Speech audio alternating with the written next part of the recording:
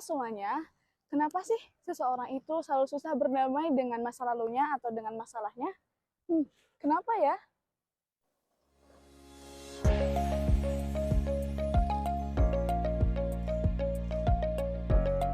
Situasi yang digambarkan dari hasil wawancara kemarin bahwasannya seseorang yang memiliki luka batin atau luka yang dalam pasti akan membekas dalam hatinya. Seperti statement dalam kata-kata, karma dari perbuatan itu pasti ada. Nah, karma tersebut adalah luka batin yang pernah terjadi sehingga seseorang itu tidak bisa berdamai dengan masa lalunya.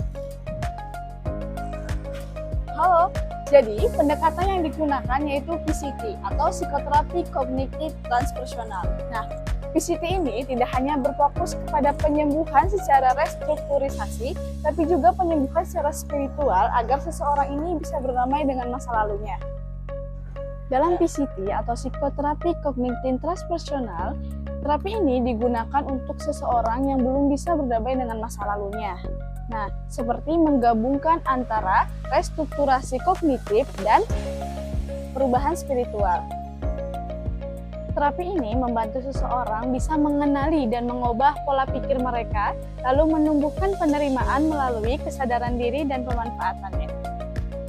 Teknik seperti mindfulness, forgiveness terapi, dan meditasi reflektif digunakan untuk membawa seseorang pada kesadaran bahwasannya pengalaman pada masa lalu bukan untuk disesali, melainkan untuk dipahami sebagai bagian dari perjalanan spiritual seseorang menuju kedewasaan dan ketenangan batin.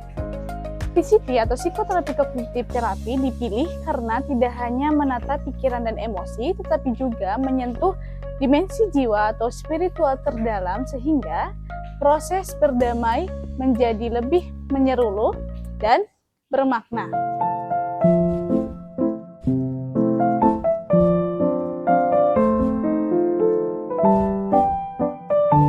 Jangan pernah hidup dengan masa lalu, baik masa lalu pasangan atau masa lalu kita sendiri.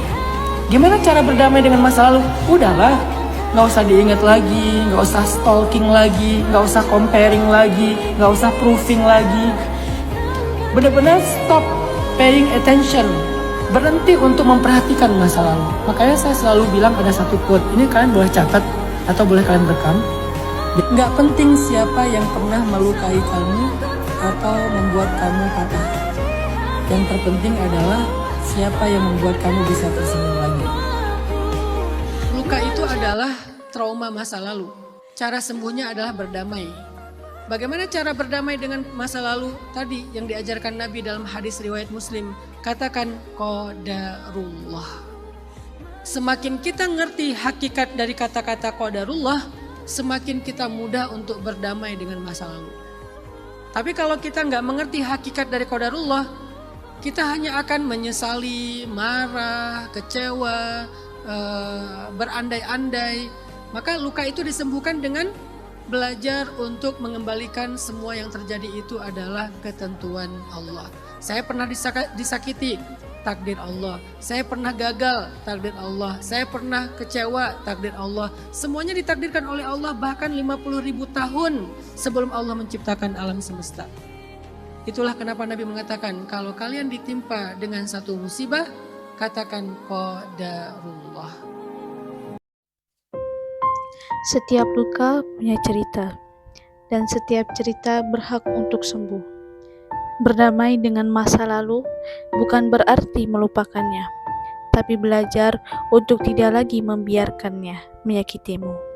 Kamu tidak sendiri, dan perjalanan menuju kedamaian bukanlah tanda kelemahan. Itu adalah bentuk keberanian tertinggi darimu. Jadi, beri dirimu waktu, maafkan, dan percayalah, kamu pantas untuk bahagia lagi.